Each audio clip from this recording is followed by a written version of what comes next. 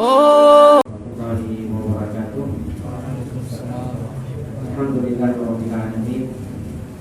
Wa bihi nasta'in ala umuri dunya wad din wa asyhadu an la ilaha illallah wahdahu la syarika lah wa asyhadu anna Muhammadan abduhu wa rasuluhu la nabiyya wa la rasula ba'da amma ba'd.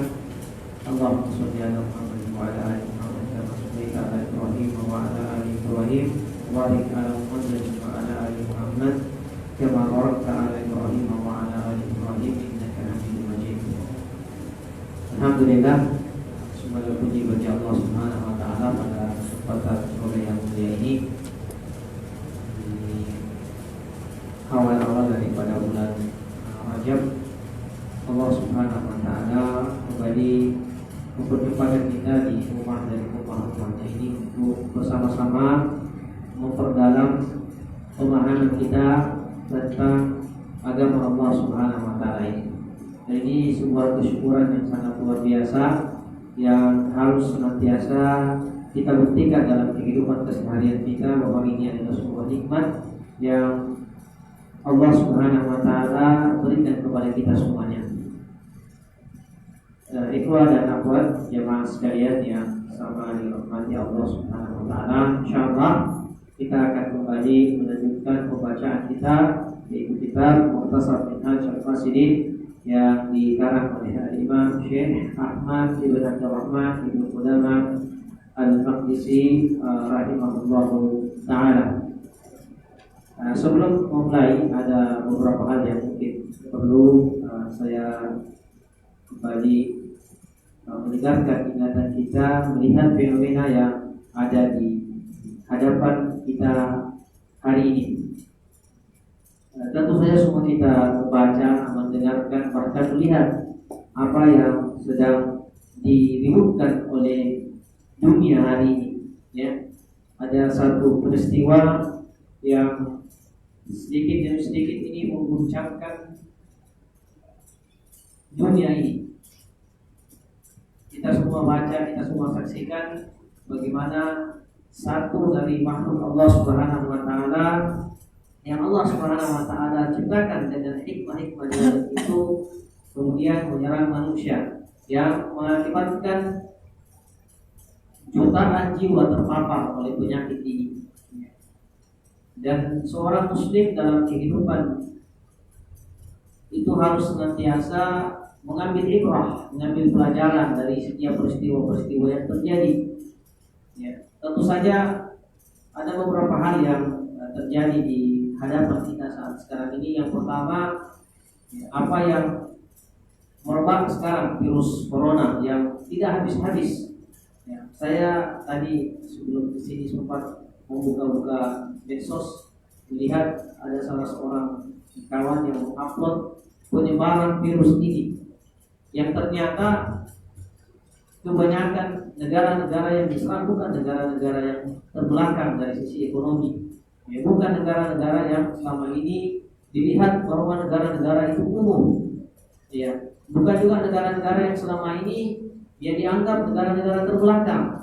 Tapi hampir semua negara, bahkan negara yang memiliki teknologi tinggi dan canggih pun ternyata terpapar oleh satu daripada makhluk Allah Subhanahu wa taala ini. Yang pertama yang ingin saya sampaikan pada kesempatan ini sebagai mukadimah tentang masalah ini adalah karena kita melihat sekarang dunia lagi ribut-ributnya masalah ini. Ya, bahkan kita menyaksikan dan membaca, melihat di media sosial bagaimana saking khawatirnya orang-orang di beberapa negara itu sampai kemudian melakukan perusahaan-perusahaan fasilitas-fasilitas umum agar supaya virus ini tidak menyebar. Bahkan kita menyaksikan bagaimana beberapa wilayah negara yang sangat berkembang luar biasa canggihnya, negara-negara tersebut dari sisi fasilitas itu lumpuh total, tidak ada aktivitas sama sekali karena kekhawatiran yang luar biasa tentang atau terhadap virus ini. Yang pertama, ikhwah sekalian, tentu sebagai seorang muslim, semua ini sekali lagi ada hikmah di balik kejadian-kejadian yang ada. Yang kedua, yang perlu kita pahami bahwa seorang muslim meyakini bahwa ajal itu telah ditentukan oleh Allah Subhanahu wa taala. Masing-masing kita pada dasarnya ini jalan menjemput ajal kita masing-masing. Jadi jangan terlalu khawatir, jangan terlalu galau, jangan terlalu terhalangi untuk bergerak diakibatkan oleh apa yang kita saksikan ini. Karena di sebagian negara ini tentu saja sudah sangat parah. Kita selalu harus mengingat bahwa Allah Subhanahu wa taala telah menetapkan ajal kita masing-masing. Apakah dengan sebab itu atau sebab yang lain, intinya semua kita ini akan sampai pada penghujung daripada kehidupan kita semua. Maka perlu banyak-banyak kita mengingat sabda-sabda Nabi Shallallahu Alaihi Wasallam, ayat-ayat Allah Subhanahu Wa Taala yang mengingatkan kita tentang kematian. Dan di antaranya apa yang disebutkan oleh Nabi Shallallahu Alaihi Wasallam tentang masalah ajal ini, ketika menyebutkan tentang bagaimana Allah Subhanahu Wa Taala menciptakan kita semua. Dan dalam hadis yang panjang itu, di hadis Al-Bain panjang, di pertengahannya Nabi Shallallahu Alaihi Wasallam menyebutkan bahwa setelah 40 hari yursal ilaihi malak, ketika dia sudah ada di perutnya ibunya dalam bentuk janin 40 hari, maka dikirimlah kepadanya malaikat. Ada 4 hal yang dituliskan tentang rezeki, amalihi, tentang rezekinya, tentang ajalnya, tentang amalannya, apakah dia hidup dalam kehidupan dunia dengan bahagia atau tidak, itu semua sudah tertuliskan. Maka seorang muslim harus meyakini, jangan terlalu terbawa perasaan sehingga tidak melakukan aktivitas yang bermanfaat. Malah sebaliknya, seharusnya dengan kondisi-kondisi seperti ini, maka kita harus beramal segera mungkin, karena kita tidak tahu kapan ajal kita akan datang menjemput. Oleh karena itu, mari bersama-sama untuk banyak-banyak melakukan kebaikan dari sisa-sisa umur yang kita miliki. Yang kedua, apa yang kita saksikan hari ini dari tersebarnya virus ini memberikan pelajaran yang lain kepada kita, bahwa apa yang diajarkan oleh Islam, apakah secara keilmuan itu didapatkan langsung, diketahui langsung faedahnya atau tidak, intinya semua syariat Islam itu ada faedahnya. Di balik pensyariatan Allah Subhanahu Wa Taala itu ada faedahnya. Makanya, karena kalau kita membaca, virus ini tersebar daripada asal muasalnya daripada binatang, dan Allah Subhanahu Wa Taala melalui Rasulullah SAW telah melarang kita untuk mengkonsumsi beberapa jenis binatang. Rasulullah itu tidak tahu bahwa ini akan menyebabkan ini, tapi itulah hikmah daripada syariat kita ini. Banyak hal yang kemudian belakangan hari baru ketahuan bahwa ternyata ini adalah hikmah. Kita dilarang memakan makanan yang kemudian hewannya itu memiliki tanda dan ciri-ciri tertentu. Kenapa? Tentu saja kita mengatakan bukan karena adanya virus ini, tapi ada hikmah-hikmah yang Allah Subhanahu Wa Taala telah sampaikan kepada Nabi Shallallahu Alaihi Wasallam. Coba kita lihat ikhwah sekalian, akhwat sekalian, bagaimana hikmah Islam ini di negara-negara yang dianggap sangat bersih berkembang, ternyata dari sinilah kemudian asal-muasal virus ini muncul. Bukan yang selama ini dalam tanda kutip disebutkan sebagai negeri-negeri yang jorok, negeri-negeri yang kotor, yang terbelakang, yang sebagian besarnya disebahkan kepada negeri-negeri kaum muslimin. Tapi inilah hikmah semua kenapa Allah dan syariat ini yang menerapkan. Apalagi kita sedang membahas tentang masalah adab-adab makan, walaupun kita tidak menyebutkan tentang jenis-jenis hewan yang boleh dan tidak boleh untuk dikonsumsi.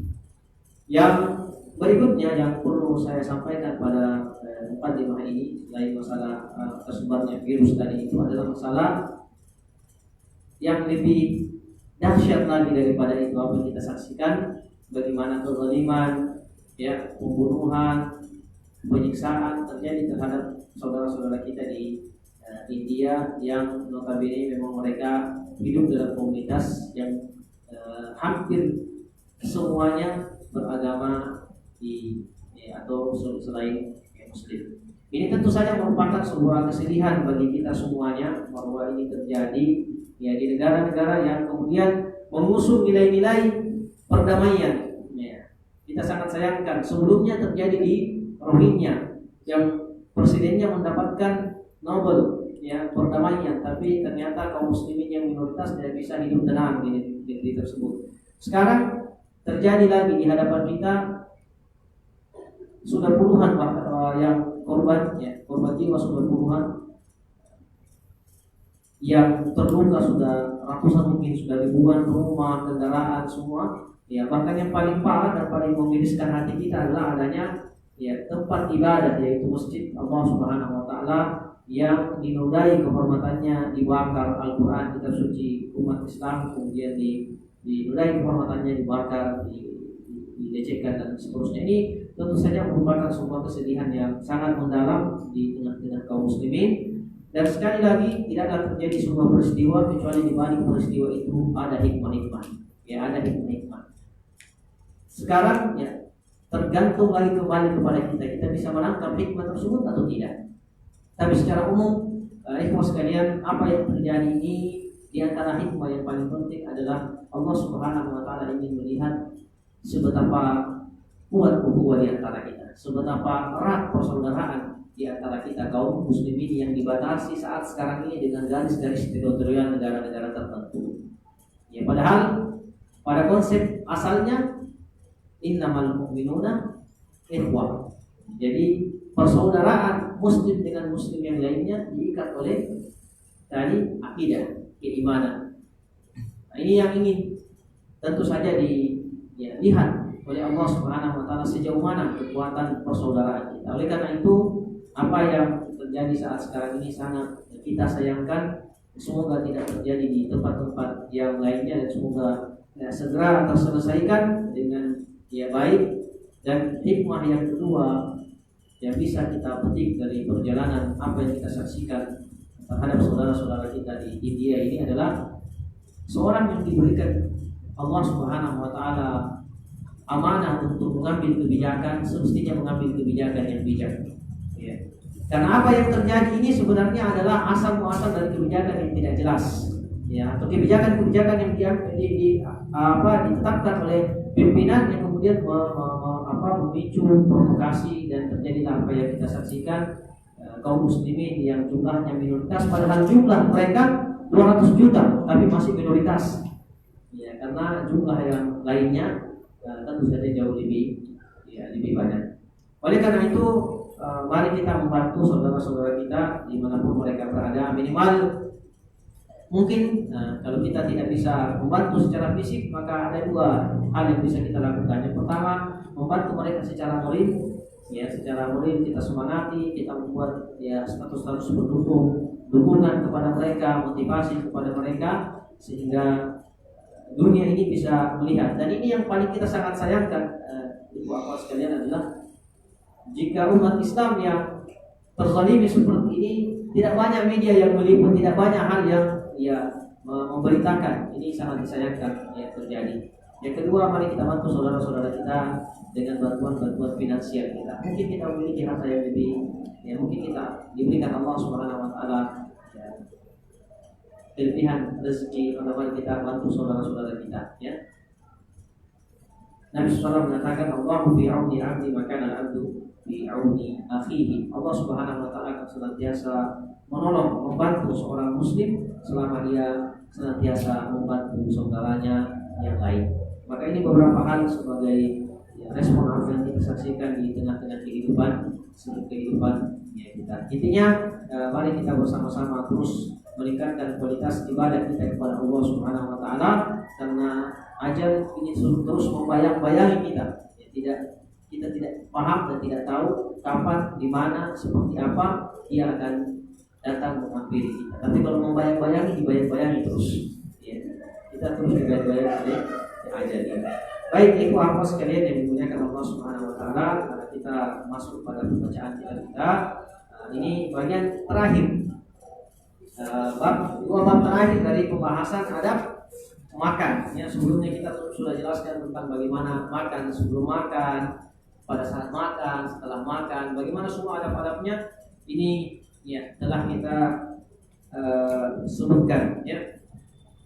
Makanya di balik semua adab-adab ini ada hikmah-hikmah yang terkandung. Ya, kebersihan, kesopanan dan seterusnya. Kita lanjutkan.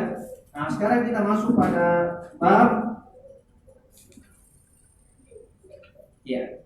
Faslun fi adabi al-dhiyafah. Sampai situ ya. Ya. Bab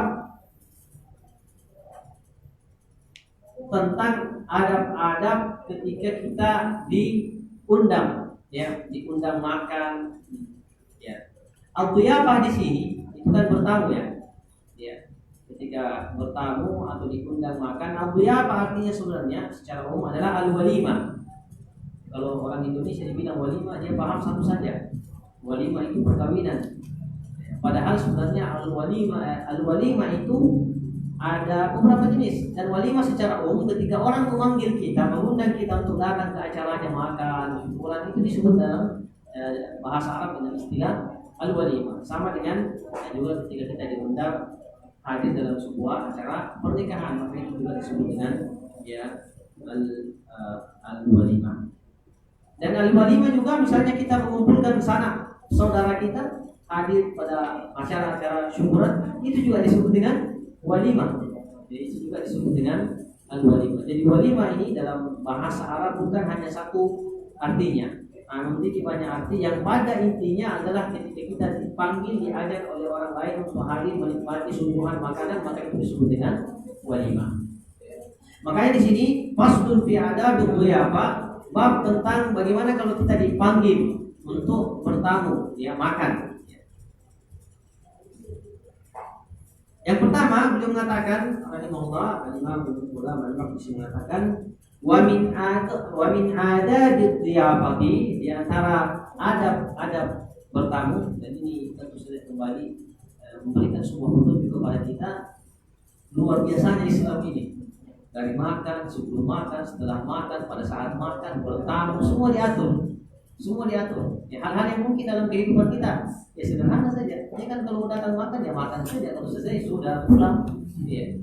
Tapi Islam tidak begitu. Islam atur bagaimana agar supaya aktivitas kehidupan keseharian ini yang mungkin pada dasarnya hanya sekedar kebiasaan saja bisa berubah menjadi ibadah.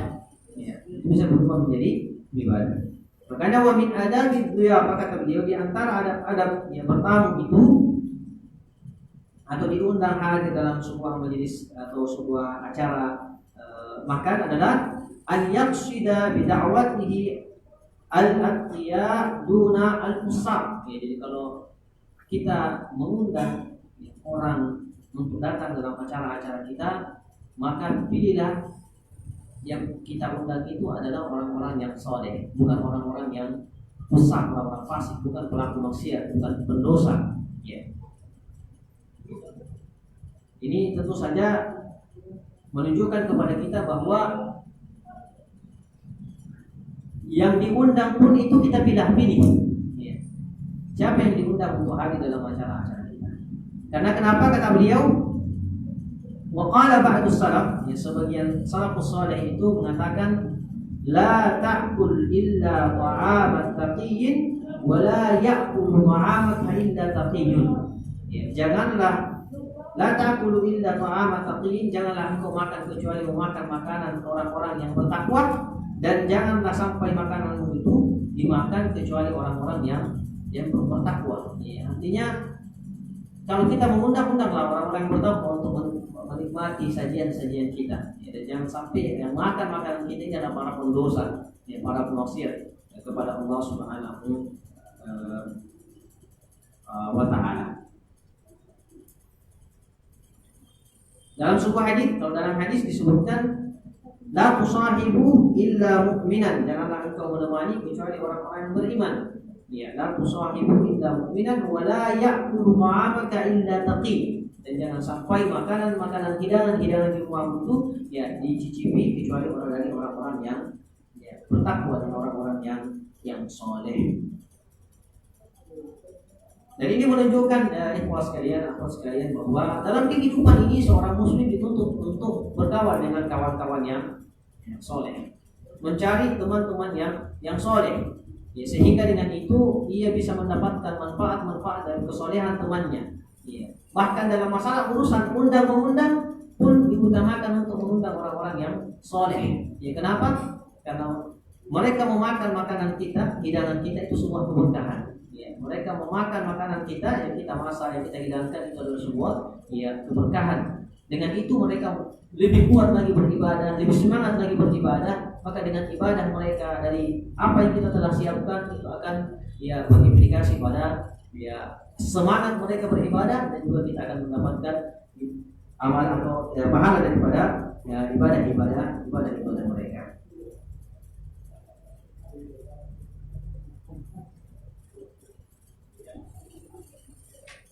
Kemudian beliau mengatakan, yaitu yang pertama ya. Yang kedua beliau mengatakan wa yanbaghi an yaqsida al-fuqara'a duna al-aghniya. Dan pantasnya ketika kita mengundang orang untuk makan di tempat kita, mengundang untuk dalam acara, kata beliau memprioritaskan orang-orang yang miskin daripada orang-orang yang kaya. Memprioritaskan orang-orang yang miskin daripada orang yang kaya. Ya, tapi yang perlu kita pahami bahwa bukan berarti tidak boleh mengundang orang-orang kaya. Ya. Karena orang kaya itu tidak semua orang kaya tidak bagus. Ya. Jangan karena kita mengatakan orang kaya semuanya orang kaya tidak bagus, tidak juga. Ya. Makanya dalam salah satu sabda ketika para sahabat mengeluhkan kepada Nabi SAW ya, tentang keutamaan orang-orang kaya, sahabat mengatakan dahaba ahlu duhuri bil ujur. Sungguh orang-orang kaya itu ya Rasulullah itu telah mendahului kita. Ya, karena kita sholat malam, dia sholat malam. Ya, kita sholat 5 waktu, dia sholat 5 waktu juga. Kita lakukan kebaikan ini, dia lakukan kebaikan itu juga. Tapi dia bersedekah berinfak, kita tidak bisa lakukan. Ya. Ini menunjukkan bahwa tidak semua orang kaya itu, tidak semua orang miskin itu lebih didahulukan daripada orang kaya. Ya, secara umum ya, yang lebih utama yang mendapatkan hak untuk kita ayomi memang orang-orang yang miskin. Ketika ada acara, ada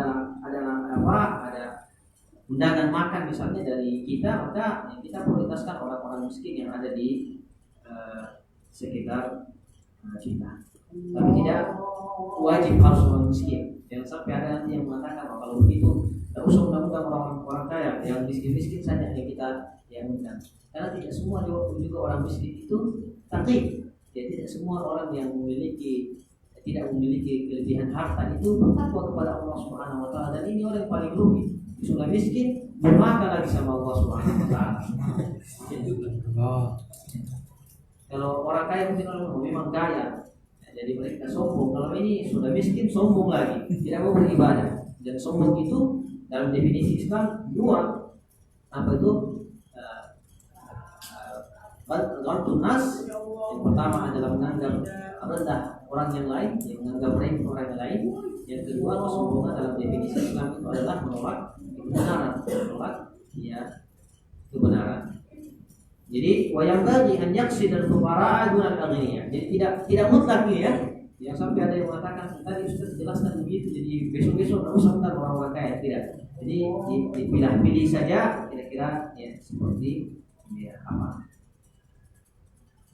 Apalagi kalau ada dalam tataran keluarga kita orang-orang kaya, tetap diundang, ya, tetap diundang. Kemudian ada yang ketiga kata beliau, wayang bagi alla yuhmala aqaribahu bi riyafatihim. Jangan sampai kita kemudian tidak memperhatikan, lalai daripada mengundang karib kerabat kita ketika kita memiliki acara-acara walimah tadi, acara-acara atau kegiatan-kegiatan undangan. Kita sibuk dengan mengundang si fulan, kita undang teman-teman kita, sementara keluarga-keluarga kita lupa untuk diundang. Dan ini tentu saja satu poin penting bahwa dalam Islam ini keakraban dan ikatan silaturahim itu sangat dijaga dalam Islam. Makanya disebutkan tadi wa yabaghi alla yuhmala aqaribahu bil dhiyafah. Jadi keluarga yang dekat, apakah dia dekat atau jauh, tetap diupayakan untuk diundang. Minimal memberikan informasi kepada karib kerabat kita. Misalnya ada yang tinggal di pulau lain, di provinsi lain, tetap disampaikan bahwa kita memiliki acara. Mungkin di antara mereka ada yang bisa tetap hadir dan meramaikan acara-acara kita. Kenapa kata beliau di sini? Fa inna ihmalahu yujibu al-ihasha wa qati'ati ar-rahim. Karena ketidakpedulian kita terhadap sanak famili kita itu akan berimplikasi pada letaknya hubungan persaudaraan di antara kita. Dan ini apalagi kalau orang Bugis, marah itu kalau tidak diundang. Ya, biar jauh. Pokoknya harus diundang. Minimal diberitahukan bahwa ya ada acara. Bisa mengamuk kalau orang-orang kita di sini tidak diundang, khususnya ketika kita memiliki kedekatan emosional. Bahkan bukan saja keluarga, yang penting memiliki kedekatan emosional yang sangat-sangat dekat.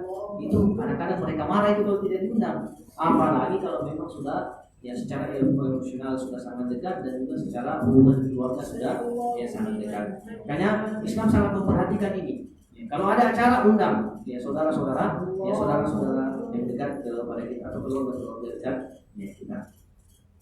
Kemudian kata beliau, di antara adab mengundang itu, wa kadzalika yura'i tartib fi asdiqaihi wa ma'arifihi, ya. Dan ketika mengundang itu untuk mengklasifikasikan ya kenalan-kenalannya. Artinya akan lebih sangat bermanfaat ketika kita undang, misalnya semua dari ahli agama diundang, ada ahli-ahlinya. Jadi ketika dia duduk ya kita kasih tempat-tempat sehingga ketika mereka berkomunikasi satu dengan yang lainnya itu lebih nyambung. Ya kadang kalau di sana yang lain spesialisasinya digabung-gabung, kadang-kadang tidak nyambung ceritanya. Ya. Dan ini diantara ada. Walaupun yura'i tartib fi asdiqaihi wa ma'arifihi, walaupun dalam kondisi-kondisi tertentu seperti ini kadang asing, khususnya kita ya mungkin di adab kita ini atau kebiasaan kita di Sulawesi Selatan jarang tuh memilah-milah si fulan di sini, si fulan di sini. Nah, jarang seperti itu. Tapi sebenarnya ini ada manfaatnya juga sehingga ketika mereka saling berkomunikasi satu dengan yang lainnya ini bisa lebih nyambung. Wala yaqsidu bi da'watihi al-mubahata wa at-tafakhur. Nah, ini juga penting. Jangan sampai ketika kita mengundang orang-orang hadir dalam kegiatan acara kita itu sebagai sebagai rasa untuk membangga diri dan menyombongkan ya orang lain. Dan ini kadang terjadi. Ada saja di dalam masyarakat kita ini mengundang orang-orang tertentu hadir dalam acara-acara walimah, acara-acara syukuran, itu dalam rangka untuk menyombongkan diri, ya membanggakan diri. Hanya mengundang orang-orang spesial saja. Di kampung misalnya banyak orang di kampung, satu kampung terdiri sekian ratus orang, yang diundang cuma 2-3 orang, kepala kampung saja atau apa saja. Nah ini kadang tentu saja membuat yang lainnya ya tersinggung. Jadi jangan sampai undangan-undangan itu dalam rangka untuk menyombongkan dan membanggakan dia diri. Bahkan ada kadang-kadang kita melihat orang-orang melakukan acara itu memang untuk memperlihatkan coba ya dan memiliki ya kekayaan sekian. Jadi acaranya besar ya. Sehingga ya, dengan itu dia coba untuk memperlihatkan status sosialnya di tengah-tengah ya masyarakat. Bahkan kata Ibnu Qudamah al-Maqdisi rahimahullah, bal istimalu sunnati fi at'amit ta'am wa istimalati qulubi al-ikhwan. Ya, bahkan sebaliknya, undangan itu ketika kita mengundang orang itu seharusnya adalah untuk mengaplikasikan sunnah Nabi SAW. Jadi kalau orang mengundang orang bukan untuk sombong-sombong, bukan untuk bangga-bangga diri, tapi itu adalah bentuk daripada ya sunnah Nabi SAW. Jadi kalau kita panggil orang makan ke rumah, datang makan, itu sunnah. Makanya Nabi SAW mengatakan, ya aqdimu ta'am. Ya, ketika beliau menyampaikan ada 3 hal, ya, kalau dilakukan ya itu akan mendapatkan kecintaan Allah Subhanahu wa taala. Aqdimu ta'am di antaranya. Berikanlah makan kepada ya orang-orang. Sebarkan salam dan sholatlah di malam hari ketika orang-orang lagi ya tidur dan berwudu. Al-jannah bisalam, kau akan masuk surga ya dengan selamat. Jadi ini di antara hal yang perlu kita pahami ketika mengundang orang lain hadir dalam kegiatan-kegiatan syukuran atau walimah yang kita miliki. Wa idkhalus sururi ala qulubil mu'minin. Nah, ini juga penting bahwa kita mengundang mereka untuk memberikan apa yang kita rasakan, kesenangan, kebahagiaan yang kita rasakan, kita juga berbagi kepada saudara-saudara, saudara-saudara kita. Jangan sampai kita hanya merasakan kebahagiaan itu sendiri. Kita dapat, misalnya ada yang mau syukuran di wisuda misalnya, tidak apa-apa. Panggillah kawan-kawan yang selama ini berjuang bersama dengan kita di kampus. Ada yang di wisuda mau syukuran, tidak apa-apa, ya, sebagai rasa bentuk syukur kita kepada Allah Subhanahu Wa Taala. Atau mungkin ada yang walimah di antara untuk, ya, panggillah kawan-kawan yang selama ini di antara bentuk, ya, syukuran dan juga membagi rasa bahagia itu kepada saudara-saudara kita yang lainnya. Makanya Nabi SAW mengatakan di antara salah satu amalan yang paling afdal, ahabbul a'mali ila Allah idkhalus sururi fi qalbil mu'min. Ya. Amalan yang terbaik di sisi Allah Subhanahu wa taala adalah ketika kita mampu memasukkan satu rasa kegembiraan dan kebahagiaan di dalam hati saudara kita. Kalau kita undang orang pasti bahagia. Kira-kira kalau kita diundang makan, senang atau tidak? Ya, senang. Ya. Bahkan mungkin ada yang mengatakan, undang lagi besok. Ya. Jadi ini adalah bentuk yang berbagi kebahagiaan bersama saudara-saudara kita. Jadi ini adalah salah satu tujuan yang seharusnya dijadikan landasan untuk mengundang saudara kita yang lain hadir dalam acara-acara yang kita lakukan. Wala yad'u man yu'lama annahu tasyukku alaihi al-ijabah. Kalau kita mau mengundang, lihat-lihat juga orang.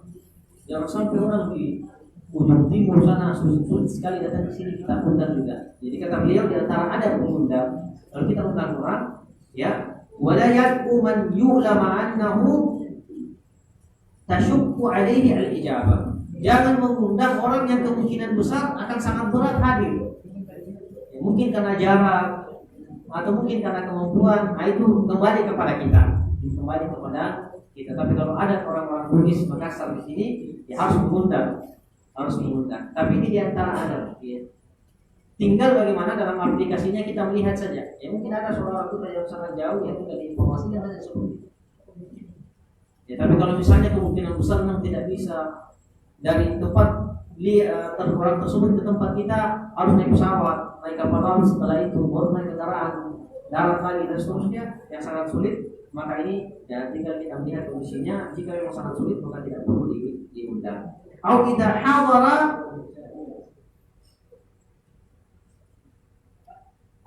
hadara tu'di bi al-hadirina bisabab min asbab. Atau kalau dia hadir, ya akan menyebabkan mungkin acara ini kacau. Ya, mungkin karena orangnya tidak beres atau dari sisi akalnya kurang, ya tidak perlu diundang. Karena kalau diundang nanti bikin kacau acara. Ya, jangan diundang kalau orang-orang seperti itu. Ya. Tapi yang masalah kadang-kadang kita tidak diundang, tidak akan. Ya. Ini juga ini masalah. Kalau beliau mengatakan di sini, ya, jika saja ada orang yang kedatangannya itu akan menyebabkan masalah dalam acara kita, tidak perlu diundang. Ya. Kalau ada mungkin saudara sanak famili kita, keluarga kita yang dari sisi akalnya kurang, ya tidak perlu diundang. Jangan sampai membuat masalah dalam acara-acara kita. Nah, itu tadi adab dalam mengundang. Sekarang bagaimana adab memenuhi undangan? Sebagai kita yang mau datang undangan, bagaimana adab kita ketika mau hadir dalam sebuah undangan? Wa amma adabul ijabati, bagaimana kita menjawab undangan itu, kata beliau, wa in kanat da'watu arusin fal ijabatu 'alaiha wajibatun. Nah, ini penting sekali. Kalau saja itu adalah acara walimah pernikahan, maka wajib dihadiri. Ini penting, ya. Idza da'ahul muslimu bi yaumil awwal. Artinya ketika ada seorang muslim yang menikah, acara pernikahan dan kemudian kita diundang, maka wajib untuk dihadiri. Karena ada dalam salah satu sabda Nabi SAW khusus masalah walimah ini, ya. Jadi Dari hadis ini yang akan kita sebutkan, para ulama mengambil kesimpulan bahwa untuk acara walimah wajib, untuk acara-acara yang lain tidak sampai batas wajib. Dalam salah satu sabda Nabi SAW, Nabi mengatakan, "Mada ila walimatin falam yastajib faqad asa." Atau Nabi SAW, barang siapa yang diundang hadir dalam sebuah acara walimah pernikahan dan dia tidak menghadiri acara tersebut, sungguh dia telah bermaksiat kepada Allah Subhanahu wa taala. Para ulama kita mengatakan dari hadis ini diambil sebuah kesimpulan bahwa menghadiri acara walimah pernikahan itu adalah wajib. Kalau kita diundang, atau kalau diundang jangan datang. Kalau tidak diundang jangan datang. Kalau diundang wajib datang. Ya. Mungkin nanti pertanyaannya bagaimana kalau acaranya begini dan begitu, nanti dijawab lagi. Ya. Ya, kalau ada musiknya, kalau ada percampuran, berarti ada pertimbangan di sini. Intinya yang pertama, ikhwan dan akhwat, acara walimah ini sangat penting. Berbeda dengan acara-acara yang lainnya. Kalau ada yang mengatakan, apakah sama acara walimah dengan acara syukuran biasa? Ya. Jika kita mengatakan bahwa secara umum dakwah atau undangan seorang muslim itu dihadiri. Tapi kalau diletakkan skala prioritasnya, maka prioritas pertama adalah masalah ya pernikahan, karena ada beberapa dalil lain yang menunjukkan tentang keutamaan menghadiri dan menjawab undangan-undangan walimah ini. Ya. Kemudian beliau mengatakan wa in kanat li ghairihi fa huwa jaizatun. Makanya beliau menyambung tadi, kalau walimah wajib, tapi kalau selain walimah itu jaiz, artinya hukumnya mubah, boleh-boleh saja. Boleh pergi, boleh tidak, tergantung kita melihat situasi dan kondisinya. Kemudian ada berikutnya bagi kita yang diundang, summa yang bagi Allah yahussu al-ghani bil ijabati dun al-faqir. Nah ini kok. Jangan sampai memilah hanya orang-orang kaya saja yang diundang. Ya. Dan ada kadang orang-orang yang memang sengaja untuk melakukan itu. Ya, dalam undang memilih orang-orang yang Allah yahussu al-ghani bil ijabati dun al-faqir. Jadi kalau ada orang-orang yang mengundang itu disebar undangan ke banyak orang, tapi dia berharap orang-orang kaya saja yang datang, yang miskin-miskin jangan datang. Ya, tetap dia membagi undangan itu ke masyarakat, keluarga secara umum, tapi ya, dia pribadi merasa lebih bangga ketika orang-orang kaya saja yang hadir dalam wala yamtani'u min ad-da'wati likaunihi sha'iman. Nah, ini juga penting. Jadi kalau sedang berpuasa, jangan sampai kita tidak hadir dalam sebuah undangan, tadi khususnya walimah. Ya. Kata beliau bal yahduru. Ya, bahkan semestinya dia harusnya hadir dalam undangan tersebut. Fa in kana tatawwu'an wa 'alima anna fitrahu yasurru akhahu muslim falyuftir. Kalau saja dia berpuasa sunnah dan dia mengetahui dan memahami bahwa kalau dia berbuka puasa atau berbuka di waktu itu dia kan puasa sunnah. Ya, kalau dia berbuka dan itu memang dia pahami akan menyenangkan saudaranya, maka tidak mengapa dia berbuka. Ya. Jadi pertama perlu dipahami, kalau sedang berpuasa tetap hadir. Kalau misalnya kita tidak ingin membatalkan puasa itu, maka cukup dengan menyampaikan salam, doa, lalu kembali, lalu pulang. Cukup. Tidak mesti makan, tidak mesti juga harus berbuka, tidak mesti. Ya, melihat kondisi saja. Tapi kalau misalnya kita merasa ini kawan dekat sekali, sering sama-sama dan seterusnya, kalau saya makan bersama-sama dengan dia, apalagi kalau diajak kita makan, lalu kita makan sama-sama, yang selama ini sudah biasa seperti itu, maka kata beliau, fitruhu yasuru akhahul muslim falyuftir. Tidak mengapa dia berbuka puasa, dengan itu bisa memberikan kegembiraan kepada saudara. Tapi ingat, ini puasa sunnah ya, puasa sunnah, bukan puasa wajib. Artinya bukan puasa qadha. Saya tahu ada misalnya muslimah yang tidak bisa menyempurnakan puasa-puasa Ramadannya, lalu kemudian mengganti puasanya, diundang, jangan mengatakan Pak, kan saya diundang. Bukan, yang dimaksud adalah puasa mungkin Senin, Kamis, ya, atau puasa-puasa sunnah, yaumil bid, dan puasa sunnah yang lainnya, maka ya tidak mengapa dia berbuka puasa. Kemudian bagaimana kalau kondisi lainnya? Dia mengatakan fama in kana ta'amu haraman. Bagaimana jika makanan yang disajikan itu kita tahu bahwa ini dari sumber-sumber yang haram? Bagaimana? Misalnya, kata beliau, "Falyamtani minal ijabah." Maka jangan menghadiri undangan tersebut. Kalau kita yakin, ya, bukan ragu-ragu, yakin. Jangan bilang, "Oh, mungkin." Bukan mungkin. Yakin sekarang posisinya. Kalau kita yakin bahwa itu adalah sumber, bahkan mungkin makanan haram, kita paham ya, haram, ada haram di situ, maka jangan sampai kita menjawab undangan tersebut. Wa kadzalika idza kana thammata furushin muharramah. Sama halnya dengan jika saja kita diundang menghadiri acara walimah yang ada hal-hal keharaman di situ. Ada orang yang menari-nari tidak jelas, menyanyi-nyanyi tidak jelas, ya. Ada percampuran antara laki-laki dan ya perempuan, maka kemudian ini sama hukumnya dengan yang tadi. Au ina'in muharram, au mizmarun, au suratun. Ya. Apakah dalam acara tersebut ada alat-alat yang digunakan dari alat-alat yang haram? Kan dilarang orang meminum makan dari bejana emas, ya. Kalau itu yang jadi alat untuk menghilangkan, kita saksikan, jangan tadi, ya, jangan tadi. Au mizmarun, au suratun, ya, sama seperti tadi. Wa kadzalika idza kana ad-da'i zaliman aw fasiqan aw mubtadi'an aw mufakhiran bi da'watihi. Sama halnya ketika yang mengundang itu adalah orang-orang yang kita tahu kezalimannya, kita tahu dengan jelas kefasikannya, dan juga kita tahu bahwa dia adalah ahli bid'ah yang kemudian mendakwakan kebid'ahannya. Ini. Tapi ada satu poin penting di sini. Tapi yang perlu jadi pertimbangan adalah tentang masalah maslahat. Tentang masalah maslahat. Apakah kira-kira? Ya, jadi pertimbangannya begini. Dan secara umum dilarang. Jika ada pelanggaran-pelanggaran syar'i di situ, ada sesuatu hal yang haram di situ, maka kita dilarang untuk menghadiri.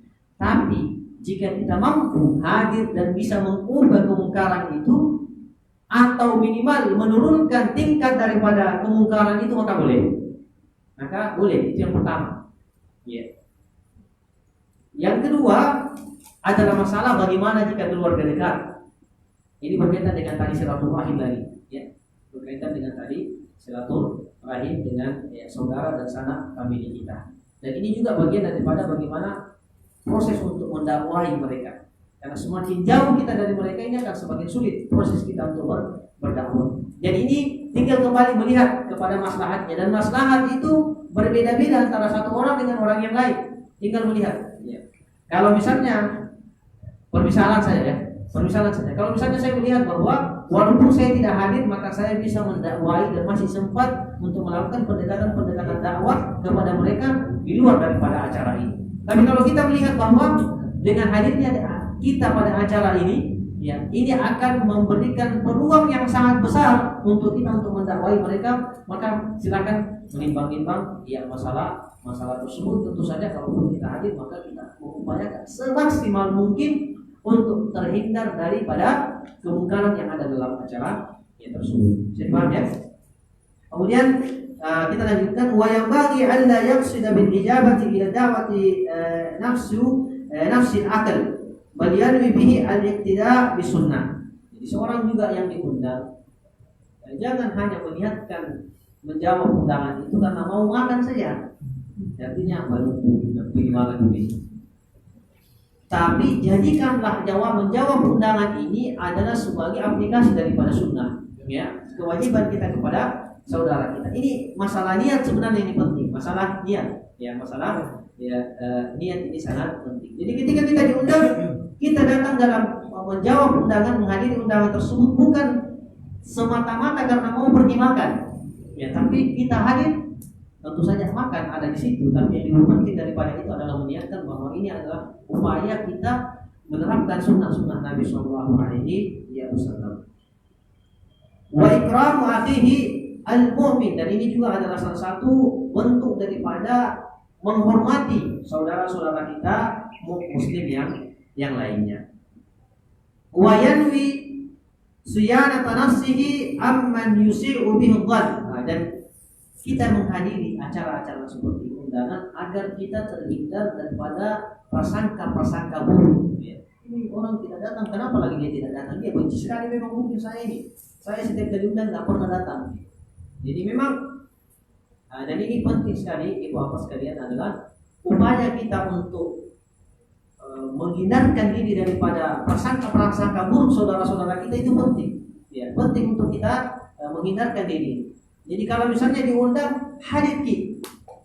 Kalau memang sangat memungkinkan untuk ya hadir, karena kenapa? Jangan sampai ya terbetik dalam benak-benak saudara kita tidak hadir memang karena ada masalah kerenggangan persaudaraan antara kita dengan mereka dan seterusnya. Padahal sebenarnya tidak ada apa-apa.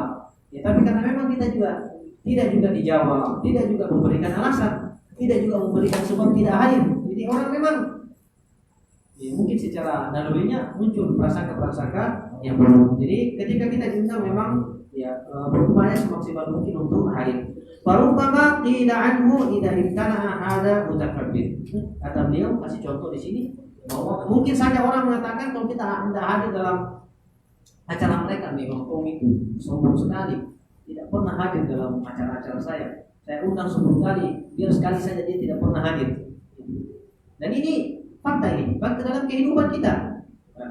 Fakta dalam kehidupan ya, kita tercipta saling buruk sangka satu dengan yang lainnya gara-gara hal-hal yang ya sederhana seperti ini. Kemudian beliau mengatakan yang paling terakhir ini untuk adab para orang-orang yang diundang, wa yanbaghi an yatawadda'a fi majlisihi idza hadar. Nah, ini juga penting. Kalau kita sudah datang di tempat acara, ya duduklah tenang dengan penuh tawadhu. Jangan kesana kemari bikin malu diri sendiri. Ya. Ini penting ini. Ya, ini adab kita yang datang undangan. An yatawadda'a fi majlisihi. Dan di antara contohnya ya adalah kalau Anda datang terlambat, jangan langsung mau duduk di depan. Ya, konsekuensi Anda datang terlambat dulu di belakang. Ya. Jadi ini bentuk tawadhu. Ya, karena kalau tidak salah-salah kita memalukan diri sendiri. Ya. Wala yatasaddaru wa in ayyana lahu sahibud dari makanan lam yata'addahu. Ya. Kalau pemilik acara itu mengatakan duduk di sini, jangan pergi lagi duduk di tempat lain. Pak, duduk di sini Pak. Di antara adabnya ini adabnya, kalau pemilik acara, orang yang mengundang kita telah menentukan sebuah tempat untuk kita, maka tempat tidak tempat yang ditunjukkan. Karena jangan sampai kita berpindah ke tempat lain, ada orang yang sudah dikhususkan untuk tempat di situ. Nanti dia datang, saya tadi duduk di sini. Kenapa ini orang tiba-tiba datang? Ya, kan kita juga malu sendiri dan juga membuat tidak enak pemilik acara. Dan ini adab-adab yang tentu saja sebentar disebutkan oleh Syekh di sini apa faedah daripada adab-adab tersebut.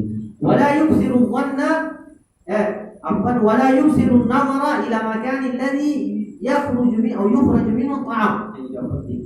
Kalau kita hadir dalam acara, jangan selalu lihat pintu tempat makan itu dulu atau tempat makanan itu di bawah. Jadi sedikit-sedikit. Ada lagi keluar ini. Di mana lagi ditaruh? Jadi ini adab-adab memang yang perlu diperhatikan. Jangan sedikit-sedikit dia lagi di pintu, ada lagi makanan masuk. Sedikit-sedikit melirik lagi ke pintu dapur, melihat apakah yang dikeluarkan oleh pelayan-pelayan atau yang berkhidmat. Jadi kata beliau, wala yuksiru nazara ila makani alladhi yukhraju minhu ta'am. Fa innahu dalilun ala syarrihi. Kenapa? Karena lirik-lirik ini bisa menjadi pertanda-pertanda orang rakus sekali, sedikit-sedikit dia lagi ke tempat, sedikit-sedikit lirik lagi dan seterusnya. Tentu saja adab-adab ini sekalian yang dijelaskan adalah untuk menjaga muruah kita sendiri, untuk menjaga muruah dan harga diri kita sendiri ketika menghadiri acara-acara tersebut. Kemudian secara singkat kita selesaikan saja ini, lalu kemudian kita akan masuk pada bab selanjutnya tentang masalah kita menikah. Walaupun lajang-lajang semua kamu di depan, ya tidak apa-apa lah sebagai bentuk pembelajaran. Al-ilmu qabla qawli wal amal, ya. Belajar dulu sebelum kita selesaikan dulu ini sedikit. Faslun fi adabil ihtidari ta'am, ya, bagaimana adab-adab ketika menyuguhkan makanan. Jadi sampai menyuguhkan makanan pun itu ada adabnya. Tadi adab ketika kita diundang, adab ketika kita mengundang. Sekarang bagaimana kalau kita lagi menyuguhkan makanan? Ya. Adab yang pertama, wa amma ihtidaru ta'ami falahu khamsu adab. Ada 5 adab. Ya, secara singkat saja ya. Ada 5 adab ketika kita hendak menyuguhkan makanan kepada para tamu. Yang pertama, ta'jiluhu. Ya, ta'jiluhu fadzalika min ikramid dhaif. Adab yang pertama dalam penyajian makanan itu, ya, hidangan adalah dipercepat. Ya. Jangan biarkan orang menunggu. Lama 1 jam ini menunggu. Lama ini bulan makanan ini kita sudah mau pulang. Lapar ini juga. Kita sudah lapar ini. Ya. Jadi seorang yang akan menghidangkan makanan ini perlu, ya, ini nanti kalau antum ini mengundang atau para akhwat mengundang teman-temannya, kasih cepat-cepat makanannya itu keluar. Jangan biarkan orang kelaparan saling bisik-bisik ada jika makan atau tidak ini. Atau kita pulang saja.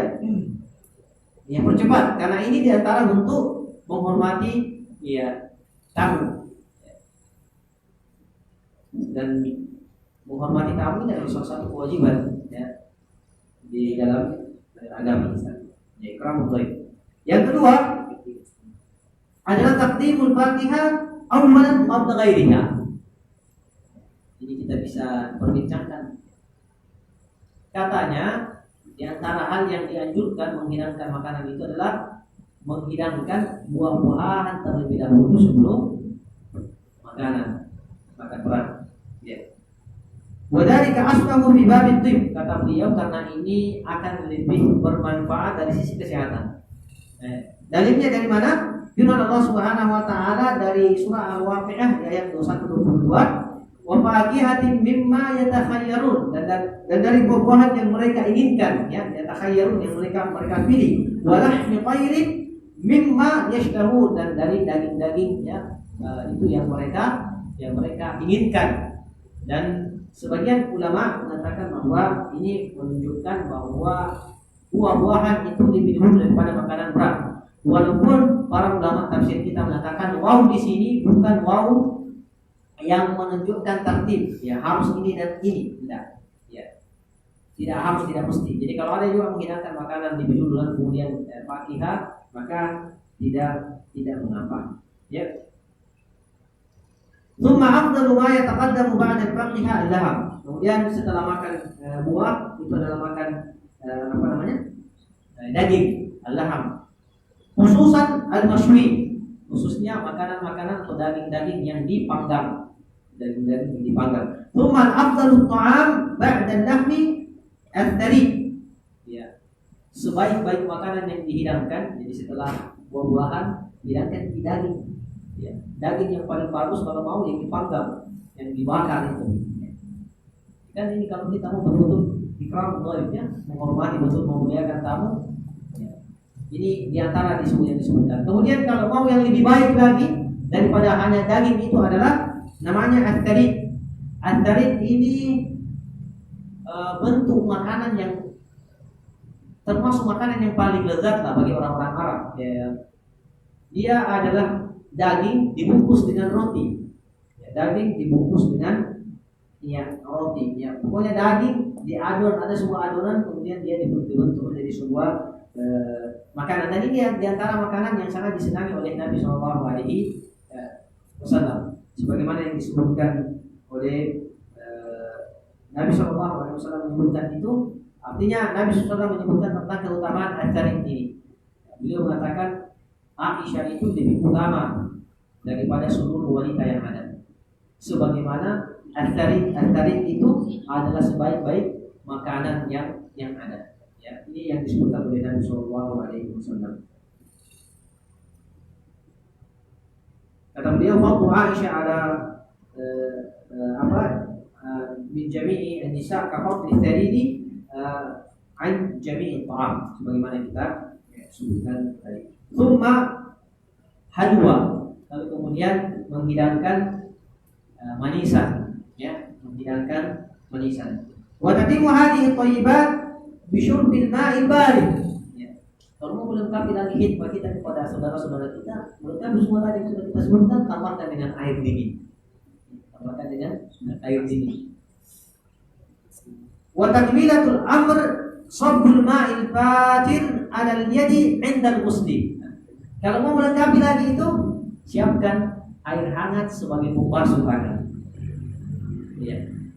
Khususnya di musim dingin, ya, di musim dingin. Kenapa beliau mengatakan untuk melengkapi semua kebaikan-kebaikan ini, ya, tutup dengan menyiapkan air hangat sebagai air untuk mencuci tangan. Kenapa di musim dingin itu paling enak menyentuh air hangat ketika mau mencuci tangan. Ya, kalau sudah dingin, tambah air dingin lagi, bukan enak dirasa itu, ya. Setengah mati menyentuh air, ya. Makanya kata beliau tadi itu susunannya, ya, dari buah-buahan. Walaupun ini, ya, tentu saja tidak mesti harus begitu semua, ya. Ya. Ini bisa berapa banyak ini uang yang habis ini dengan menyiapkan segala bentuk dan macam makanan ini. Tapi intinya adalah bagaimana kita dalam menjamu tamu itu, ya, mengupayakan yang terbaik. Makanya yang ketiga beliau mengatakan an yuqaddima jami'al alwanil hadirah, ya, mempersembahkan, memberikan makanan-makanan yang terbaik. Apa yang kita miliki yang terbaik, itulah yang kita berikan kepada, ya, tamu-tamu kita. Kalau ada yang terbaik yang ada dalam rumah, maka berikan semuanya kepada kepada tamu-tamu. Tapi ingat, yang keempat kata beliau, alla yubadir ila rabbiha bal yumakkinuhum min al-istifa'i hatta yarfa'u aydihim. Ini juga adab. Ketika kita menyuguhkan, jangan cepat-cepat ambil, baru disuguhkan, belum orang mau ambil, kita sudah tarik. Orang baru mau angkat tangan, sudah ditarik, jadi malu-malu, tidak jadi diambil. Ya, jadi ini di antara adab menyuguhkan makanan, ya. Kata beliau, alla yubadira ila rabbiha, jangan cepat-cepat angkat itu, ya, tempat hidangan. Bal yumakkinuhum min al-istifa'i hatta yarfa'u aydihim. Jadi nanti setelah mereka betul-betul mengambil makanan itu, baru kemudian kita mengambil tempat-tempat makanan yang telah kita dibawa. Yang terakhir, ayuqaddima min at-ta'ami qadra al-kifayah. Jika kita memberikan makanan, jangan habiskan semua yang ada di dapur. Kasihan orang di rumah, sebentar sudah acara, sudah cuci piring, apa semua mau cari makan, habis, ya, sudah habis. Makanya beliau mengatakan alla yuqaddima min at-ta'ami qadra al-kifayah. An yuqaddima min at-ta'ami qadra al-kifayah, mengeluarkan makanan. Kalau tamunya 2, jangan kasih keluar makanan 100. Atau kalau orang tamunya 2, jangan kasih keluar makanan sampai 10 porsi. Artinya sesuai dengan kebutuhan. Kan tidak bijak rasanya kalau tamunya 100, kita sediakan makanan 1000 porsi atau 200 porsi. Lalu kemudian 100 itu datang dikasih keluar semua di 200, tidak ada yang tersisa untuk orang-orang di rumah yang bekerja, orang di rumah. Makanya beliau mengatakan fa inna taqlila min al-kifayati yang naqasa fi al-muru'ah. Fa inna taqlila min al-kifayati naqasa fi al-muru'ah. Karena, ya, jangan sampai juga hidangan yang kita hidangkan itu kurang dari yang sewajarnya. Sama seperti tadi, kalau 2 yang datang jangan siapkan terlalu banyak. Tapi kalau 100 juga yang datang, jangan siapkan porsi 50. Karena, ya, itu akan membuat malu diri sendiri, kan. Makanya kata beliau di sini, ya, fa inna taqlil minal kifayah, jika Anda mengurangi dari porsi yang harusnya ada,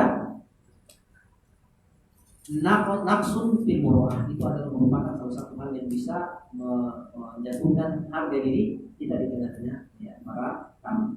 Dan paling terakhir, wa yambaghi an ya'zila li ahli baiti nasibahu, menyimpankan sebagian untuk, ya, keluarga yang ada di rumah qabla taqdimi ta'am, sebelum makanan itu dihidangkan kepada para tamu. Jadi sisihkan memang sedikit untuk keluarga di rumah jika ada acara. Wa idza arada al-dhayfu al-insiraf yanbaghi an yakhruja ma'ahu ila babid dar. jika orang-orang atau para tamu itu sudah ingin meninggalkan tempat, maka sebaiknya di antara adabnya temani mereka, jangan sampai di pintu. Ya. Jangan dia sudah makan cari-cari mana ini orang ini, tidak ada ini orang, kalau itu saya pulang saja, karena sibuk sendiri dia mengurus dirinya, sehingga tamunya juga tidak enak, mau pulang, mau minta izin sama siapa, mau tinggalkan, kita juga sudah punya urusan yang lain dan seterusnya. Maka ini ya tentu saja di antara adabnya seorang yang menghidangkan makanan itu memperhatikan baik-baik kondisi tamunya. Kalau mau pulang ya temani sampai di pintu. Fa innahu sunnah, ya fa innahu sunnatun. Karena hal ini adalah merupakan sunnah Nabi sallallahu alaihi wasallam. Wa dzalika min ikrami dhaifi. Ya, dan itu juga adalah bentuk daripada menghormati para tamu. Wa min tamamil ikrami, dan untuk menyempurnakan hikmah kita kepada para tamu adalah talaqatul wajh, memperlihatkan wajah yang berseri. Jangan ada undangan pokoknya mukanya tidak pernah senyum, ya mukanya selalu masam saja.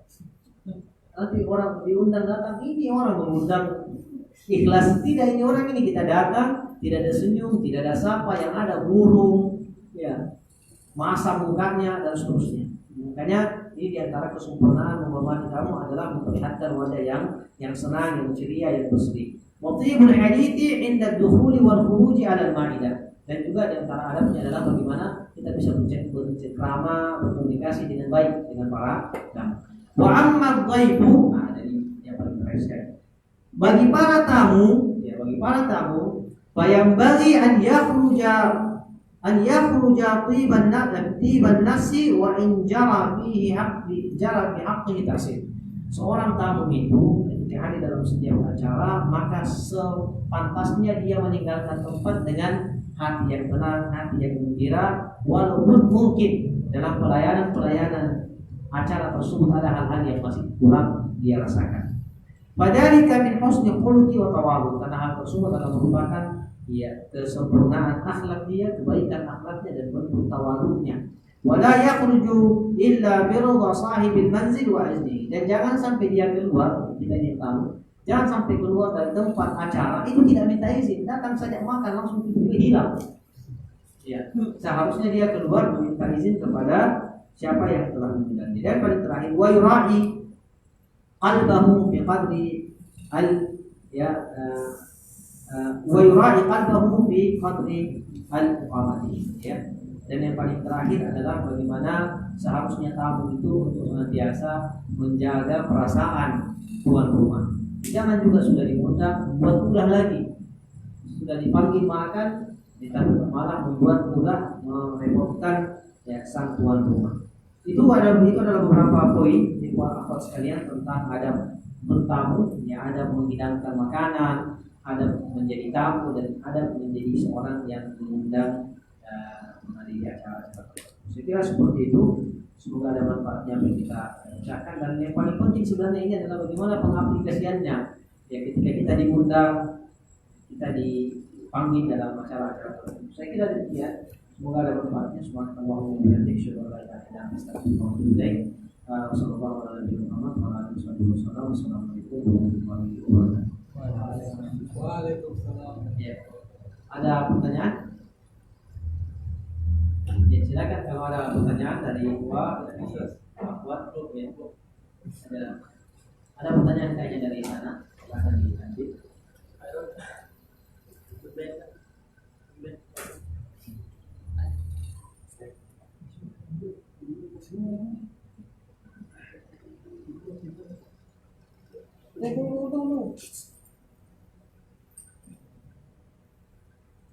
Ya, sekiranya tidak ada pertanyaan ya. Ya, silakan. Bismillah. Ya, seandainya kita diundang tapi orang yang mengundang kita itu adalah sahabat dekat, dikatakanlah kayak sahabat dekat, dan kita karena sudah menganggap dia sahabat dekat, terus kita bisa nyenengin lagi. Oh ya. Ya, pertanyaannya bagaimana katanya kalau kita diundang oleh sahabat yang sangat-sangat dekat dengan kita, lalu kemudian sampai di tempat acara itu ya berlagak seperti kita tuan rumah, datang kiri kanan depan, belakang, pokoknya semua lokasi-lokasi, sudut-sudut disisir semua. Ya, secara umum Allah malam ini bukan di antara termasuk adab. Mungkin dengan sahabat kita itu enak, tidak ada masalah. Tapi kan dia punya keluarga yang lain yang hadir ketika itu. Ya, apalagi dalam acara-acara ya besar. Kalau dalam artian kita membantu dan buat bantuan kita juga dengan izinnya maka tidak mengapa. Tapi kalau kita bertingkah laku seperti itu nanti yang menjadi kekhawatiran adalah bagaimana pandangan keluarga-keluarga yang lain. Ya, bagaimana? Mungkin kalau bagi sahabat kita biasa saja karena sudah biasa sama-sama memang dalam kehidupan keseharian kita memang begitu akrab, tidak mengapa. Tapi dengan keluarga yang lain seperti apa? Oleh karena itu yang lebih bijak adalah ya tetap kita menempatkan diri sesuai dengan apa yang semestinya. Menempatkan diri sebagai seorang tamu, menempatkan diri sebagai seorang yang diundang dengan adab-adab yang telah kita sebutkan tadi. Kecuali memang mungkin pada saat-saat teman kita meminta bantuan maka kita bergerak kiri kanan dari sudut ke sudut maka tidak mengapa. Tapi hukum asalnya ya kembali pada apa yang telah kita ya, sebutkan ya, tadi. Karena jangan sampai juga kita menganggap diri sudah seperti tuan rumah tapi orang lain mengatakan itu menjadi sok tuan rumah. Ya, jadi malu sendiri kita. Nanti tiba-tiba kalau ada keluarga yang mau bertanya ke kita, ini kenapa kembali kan kita malu sendiri. Ya, makanya tadi itu menjaga perubahan, menjaga harga diri kita. Allah. Ya, silakan kalau ada yang lain. Gimana ini pertanyaan kayaknya begitu. Ini memang ya penting juga karena biasanya perempuan itu banyak sekali yang ya, punya undangan. Ada satu kedua.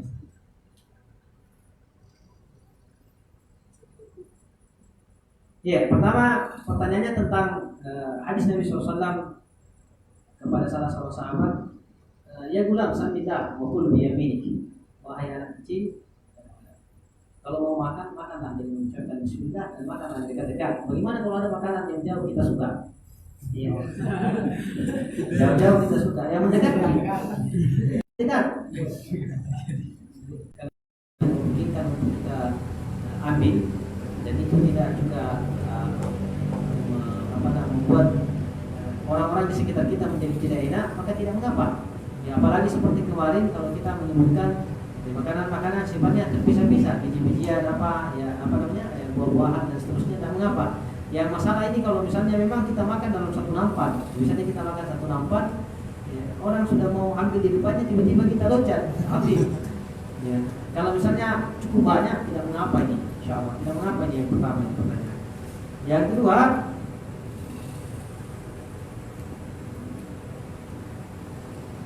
kalau tadi katanya jangan mengundang orang yang akan menyerukan rusak acara. Bagaimana jika orang itu merasa tersinggung tidak diundang? Oh iya. Nah ini kembali lagi kepada maslahatnya. Nanti ya para pengundang ini lebih paham lah. Ya siapa yang akan diundang, siapa yang tidak ya diundang. Daripada mengacaukan acara yang orangnya ratusan, lebih bagus dia tersinggung sendiri kalau kita mau sebenarnya menghitung maslahat dan mudaratnya. Kan ini sebenarnya hitungan-hitungan maslahat dan mudarat saja. Ya.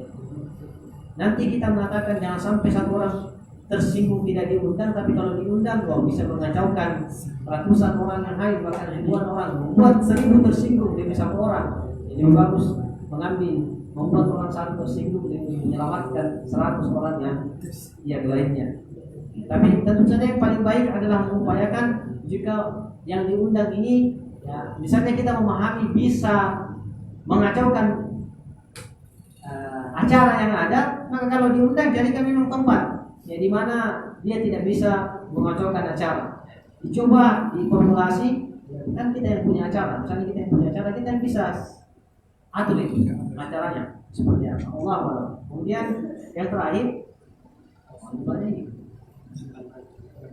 iya, pertanyaan perlu ada pembahasan berkaitan dengan Muslim India, baik Palestina, Suriah, Rohingya, Hindu dan sebagainya, bukan untuk orang-orang Muslim.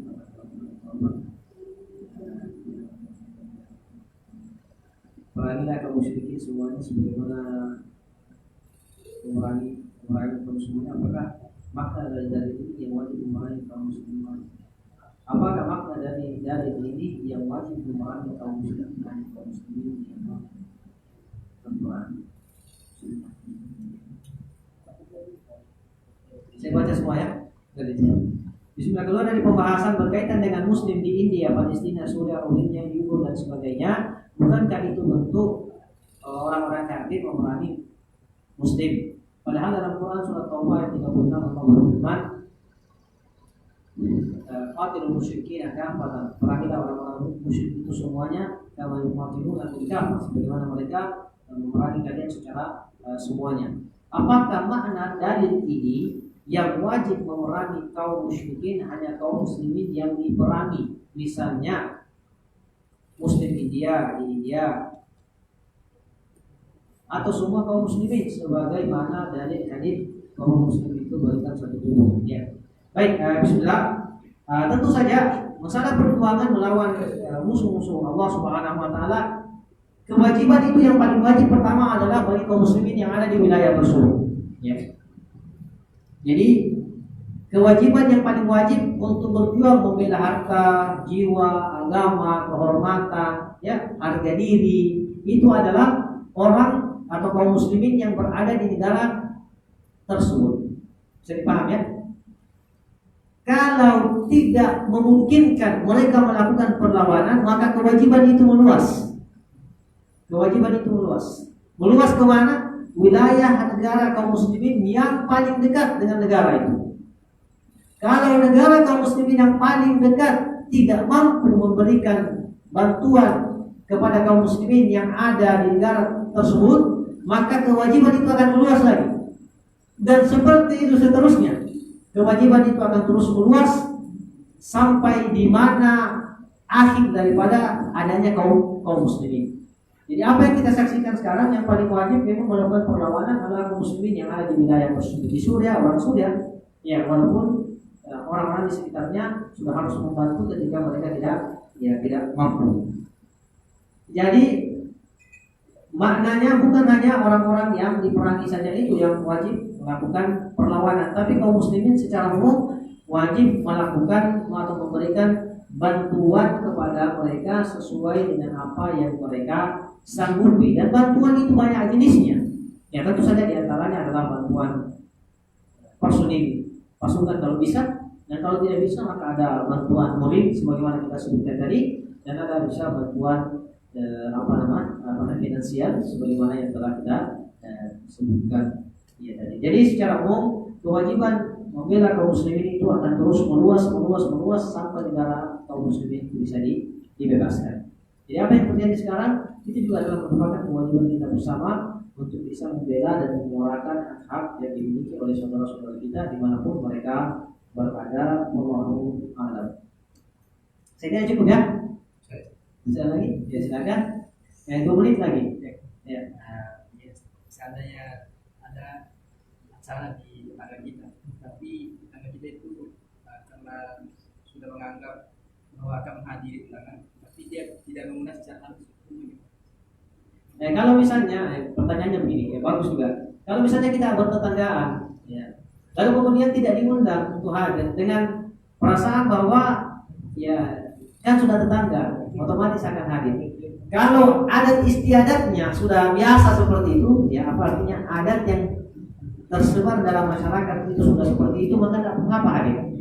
Tapi kalau adatnya memang harus diundang, maka sebaiknya hadir setelah diundang. Ya, tapi kalau kita di Sulawesi Selatan, antum orang apa? Allah malam kalau di Bima, tapi kalau di Makassar sini, kalau sudah tetangga seperti kanan sudah tidak diundang lagi.